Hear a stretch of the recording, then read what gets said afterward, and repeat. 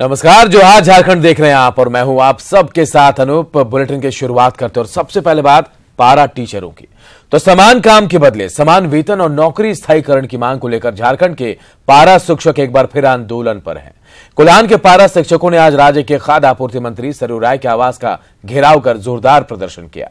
मंत्री सरयू राय ने पारा शिक्षकों की मांग को जायज ठहराते हुए कहा, इस मामले में सरकार को कठोर नहीं होना चाहिए और बिहार, उत्तर प्रदेश और छत्तीसगढ़ के तर्ज पर पारा शिक्षकों को पूरा अधिकार मिलना चाहिए। सरयू राय ने इसे लेकर मुख्य सचिव से बातचीत भी की।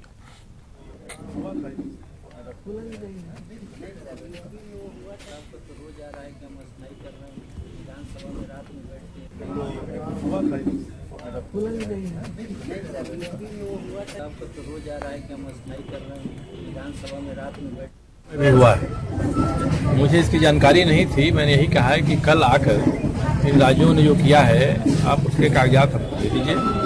पिछली कैबिनेट में भी मैंने इनका मामला उठाया था और इस बार अगर ये दे देंगे तो मैंने भी राज्य के मुख्य सचिव से बात किया है। इधर पारा शिक्षकों ने आज हजारीबाग सांसद और केंद्रीय राज्य मंत्री उज्जैन सिन्हा का घेराव किया और अपनी मांगों से उन्हें अवगत कराया। इस दौरान मंत्री उज्जैन सिन्हा ने शिक्षकों की मांगों को सही ठहराते हुए कहा कि वो शिक्षकों के साथ हैं, लेकिन उनकी मांगों पर लोकतांत्रिक तरीके से बातचीत के जरिए ही विचार हो सकता है। और लोकतंत्र में सबसे महत्वपूर्ण अगर कोई भी सिद्धांत है तो वो सिद्धांत है संवाद। और संवाद तभी हो सकता है जब सम्मान दिया जाता है। और मैं अपनी तरफ से, मैं अपनी व्यक्तिगत तरफ से, अपने पार्टी की तरफ से आप सब लोगों को विश्वास देना चाहता हूं कि हम लोग आपको सम्मान देते हैं और जो आप लोग शिक्षा का काम करते हैं, आप समाज के गुरु हैं, आप समाज के आचार्य हैं, हमारे बच्चों के आप अभिभावक हैं। मैं उसके लिए आप सब लोगों को अपनी तरफ से, अपने दिल से, अपने पार्टी से और सब जनता की तरफ से आप सब लोगों को सम्मान और आदर देना चाहता हूं। और इसलिए आपको ऐसा कभी नहीं महसूस होना चाहिए कि आपको बहिष्कार किया जा रहा है, आपको शोषित किया जा रहा है। ये बिल्कुल गलत है। और अगर ये हो रहा है, अगर आप लोगों की भावनाएं हैं, आप लोग इस विषय पर भावुक हो रहे हैं, तो मैं उसके लिए क्षमा मांगता हूं। एनसीसी के 66वें स्थापना दिवस पर रांची के आड्रे हाउस में एक कार्यक्रम का आयोजन हुआ, जिसमें सीएम रघुवर दास भी शामिल हुए। इस मौके पर सीएम रघुवर दास ने कहा कि देश के विकास में एनसीसी का बहुत बड़ा योगदान है।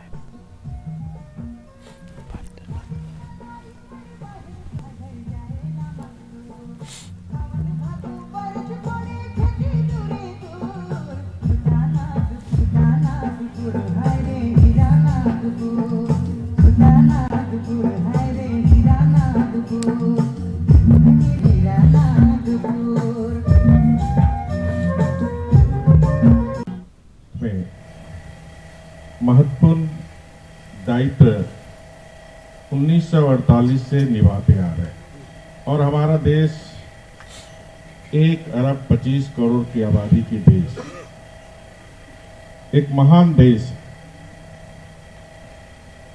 और इस महान देश के नवनिर्माण में सेना के बाद दूसरी पंक्ति में जो हमारे नौजवान एनसीसी कैडर लगातार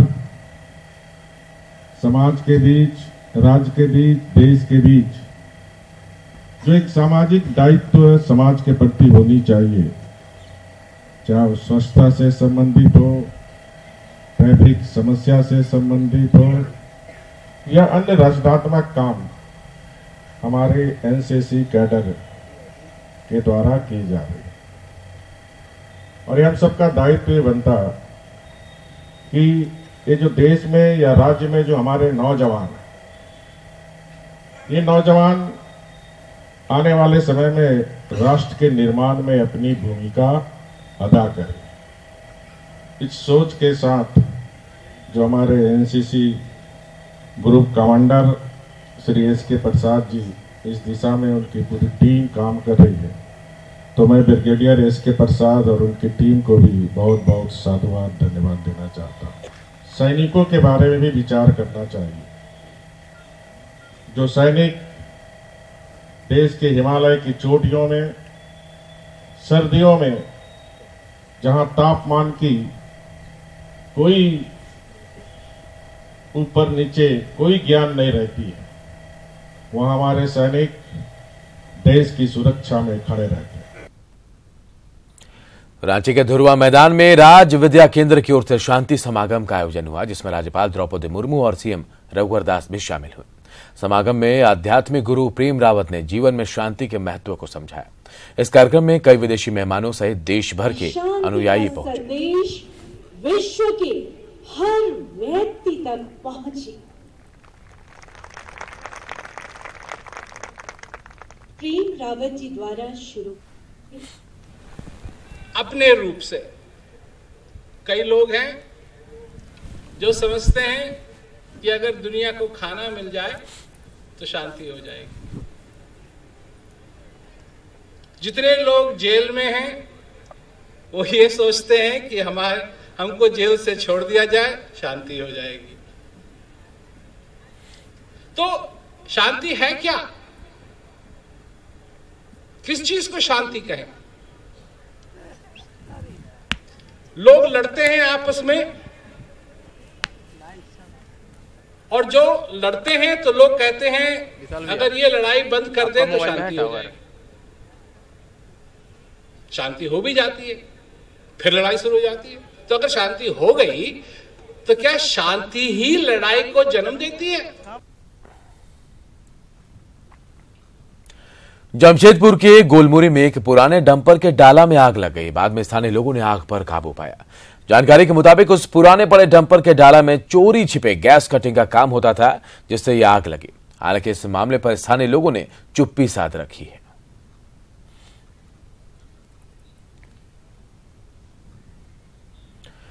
चाईबासा के चौकधरपुर में चोरों ने जमकर आतंक मचाया। चोरों ने केरा मंदिर में मां भगवती की बहुमूल्य मूर्ति की चोरी कर ली है।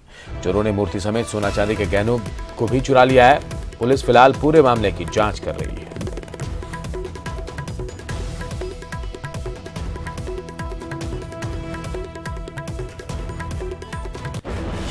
तो केरा मंदिर में चोरी हुई है और चोरों ने भगवती मां की मूर्ति के साथ साथ यहां जो सोने चांदी के गहने थे उन पर भी हाथ साफ कर लिया। लोगों में काफी नाराजगी है। फिलहाल पुलिस पूरे मामले की छानबीन कर रही है।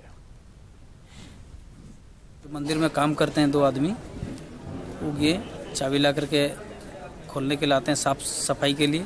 फिर आने के बाद में देखें कि मंदिर में ताला टूटा हुआ है। 4 बजे भोर से फिर हमको फ़ोन किए पंडित जी को, पंडित जी ऐसे बात है।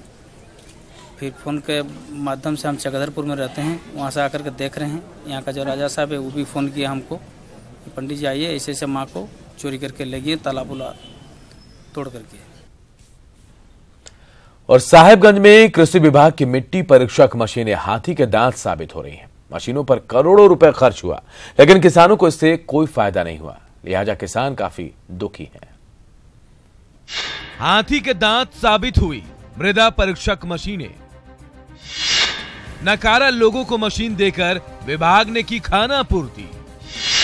मिट्टी परीक्षण के नाम पर करोड़ों रुपए की बंदरबांट। किसानों को नहीं हुआ कोई भी फायदा। तैयारी थी खेती और किसानों की कायाकल्प की। कृषि विभाग ने जबरदस्त तैयारी भी की। करोड़ों की मृदा परीक्षण मशीनें भी खरीदी गई। उन्हें गाहे बगाहे किसानों के बीच बांटा भी गया, लेकिन यहीं विभाग ने खाना पूर्ति कर दी। विभाग ने उन लोगों को मिट्टी परीक्षक मशीनें सौंप दी जिन्हें मिट्टी परीक्षण के काम में कोई रुचि नहीं थी। नतीजा हुआ करोड़ों की लागत वाली मशीनें बेकार हो गई और किसान खुद को ठगा महसूस कर रहे हैं। मिट्टी जांच से क्या लाभ होता है? कोई फायदा नहीं है। वैसे लाखों लाख का मशीन लोग करके लोग जहाँ तक अपना रख ले, उसका कोई दूसरा काम यूज करेगा। वर्षों से बेसी हो गया, बाकी आज तक कोई भी उसका जो है उस पर कोई लागू नहीं हुआ। ये जो है चुप बैठे हुए हैं अधिकारी। ये लाखों लाखों का मशीन लेकर के जो है ये लोग चुप बैठा हुआ है कि इसका मतलब है कि लोग उस पर भी कोई काम नहीं हो रहा है। दरअसल कृषि विभाग ने मशीन देने के लिए किसानों की योग्यता इंटर पास तय की थी, लेकिन जिले में इंटर पास किसानों की संख्या में कमी को देखते हुए विभाग ने मशीन वितरण के नाम पर महज खाना पूर्ति कर दी और उन लोगों को मशीनें दे दी जिन्हें मशीन चलानी आती ही नहीं है। उसके लिए भी वही इंटर पास जो प्रत्याशी थे, कृषक लोग थे, उनको दिया गया है। उसमें से बहुत लोग अभी मिट्टी जांच कर रहे हैं और कुछ लोग अभी निष्क्रिय पड़े। और मामला जब डीडीसी के पास पहुंचा तो उन्होंने मामले की जांच की बात कह दी। अभी ये संज्ञान में आया है, इसमें कृषि पदाधिकारी और ब्लॉक स्तर पर भी जो हमारे प्रखंड के कृषि पदाधिकारी हैं उनसे बात करके हम लोग इसको देखते हैं कि मशीन सही लोगों तक जाए और इसका हम लोग उपयोग कर सकें। मिट्टी परीक्षण के नाम पर न सिर्फ साहिबगंज बल्कि दूसरे कई जिलों में भी पैसों की बंदरबांट हुई है। ऐसे में जरूरत है पूरे मामले की जांच की। निशांत, न्यूज़ 18 साहिबगंज।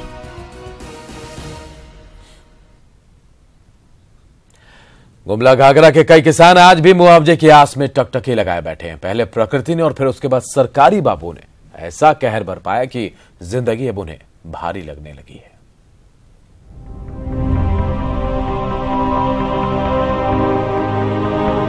प्रकृति के कहर की चपेट में आए दर्जनों किसान आज भी उम्मीद लगाए बैठे हैं, आस लगाए बैठे हैं कि सरकार की नजर इनके हालातों पर पड़ेगी और इनके दिन बहुरेंगे।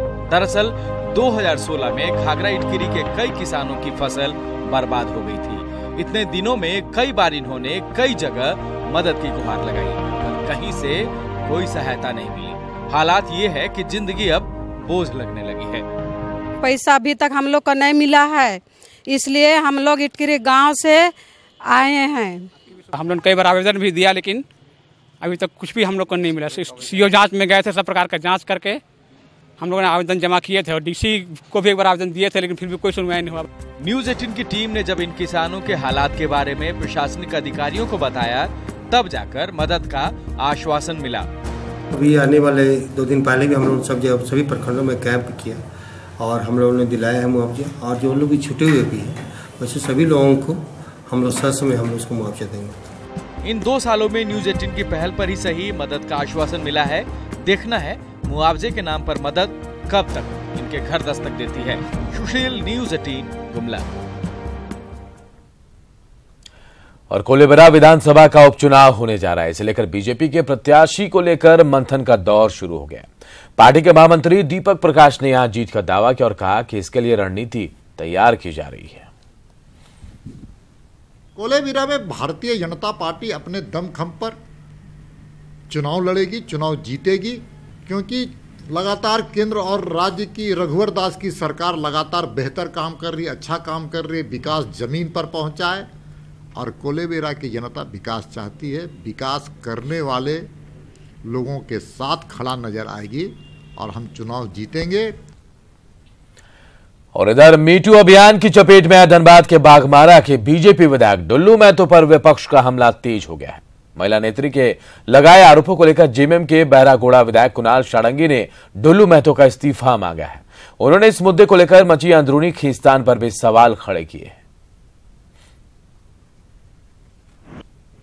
मीटू मूवमेंट अब झारखंड में भी पहुंच चुका है और अविलंब इस तरह के विधायक को इस्तीफा लेना चाहिए। इनकी पार्टी को, पार्टी के नेताओं के बीच की दूरियां कितनी बड़ी है। अपनी पार्टी के कार्यकर्ता के नाम पर यहां एक दूसरे पर आरोप उछाले जा रहे हैं।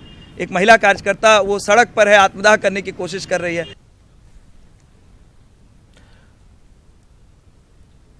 हजारीबाग के नवाबगंज स्थित आशा नर्सिंग होम को पुलिस ने सील कर दिया। नर्सिंग होम पर नियमों की अनदेखी का आरोप है। इसके लिए उसके खिलाफ 1 महीने पहले एफआईआर दर्ज हुई थी। आज सिविल सर्जन और मजिस्ट्रेट की उपस्थिति में नर्सिंग होम को सील किया गया। नर्सिंग होम चलाने के लिए होना चाहिए, वो कुछ भी नहीं है। डॉक्टर्स नहीं थे और स्टाफ भी नहीं थे और कोई भी काम तरीके से नहीं हो रहा था। सर्जन वगैरह भी कोई नहीं थे, कोई 24 आवर्स के लिए डॉक्टर्स नहीं थे। बहुत सारा वायलेशन था इसमें। राजधानी रांची को स्वच्छ और सुंदर बनाने के लिए रांची नगर निगम ने सीवरेज ड्रेनेज निर्माण का काम शुरू किया था, मगर हालत यह है कि 2006 में शुरू हुई ये योजना 12 साल बाद भी अधूरी है।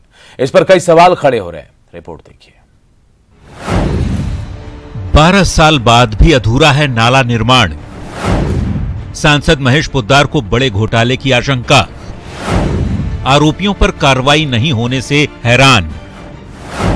मंत्री और मेयर की चिंता भी बेकार।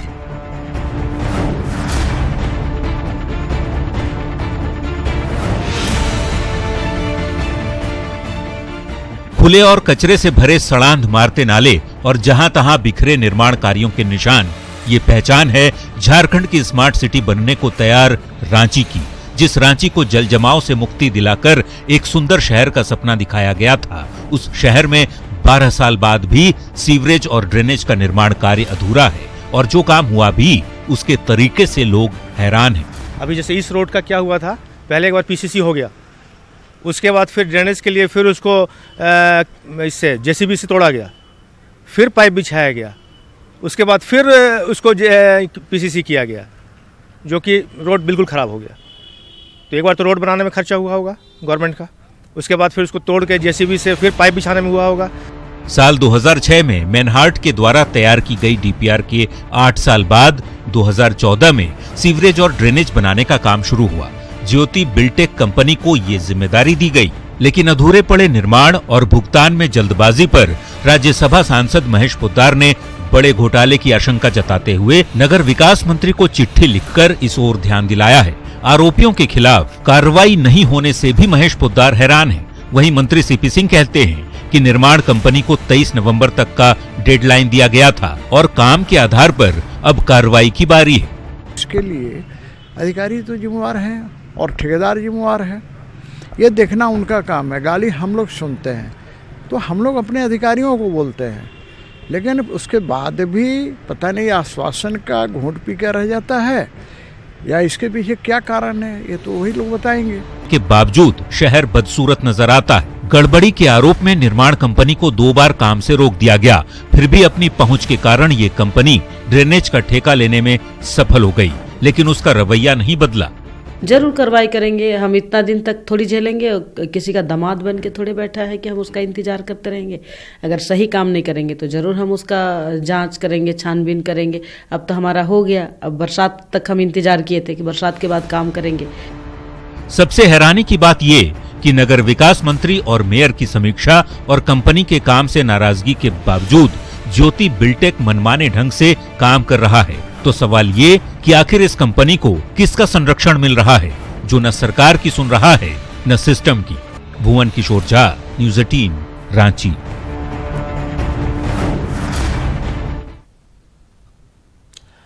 और एक बड़ी खबर रांची से इस वक्त आ रही है। केसरवानी वैश्य सम्मेलन में सीएम रघुवर दास शिरकत कर रहे हैं। शहीद मैदान में कार्यक्रम चल रहा है। केसरवानी समाज ने सीएम को मेमोरेंडम भी सौंपा है। तो बड़ी खबर इस वक्त आ रही है, रांची के शहीद मैदान में केसरवानी वैश्य सम्मेलन का आयोजन किया गया, जहां सीएम रघुवर दास भी शिरकत करने पहुंचे। रघुवर दास इस वक्त लोगों को संबोधित कर रहे हैं, सीधे ले चलते हैं आपको। मैं आयोजक के पूरे टीम को बहुत बहुत साधुवाद और क्योंकि हम कलयुग में जी रहे हैं और कलयुग में कलयुग शक्ति संघे कलयुगे, संघे शक्ति कलयुग, संगठन में ही शक्ति है, ताकत है। और केसरवानी समाज नाम के अनुसार काफी शक्तिशाली और ताकत है, क्योंकि केसर में हम दूध में केसर मिला के पीते हैं, क्योंकि शक्ति है केसर। ये है केसरवानी समाज। इस सम्मेलन में उपस्थित मंच पर हमारे मंत्री परिषद के वरिष्ठ मंत्री और इस क्षेत्र के रांची के लोकप्रिय विधायक श्री सीपी सिंह जी,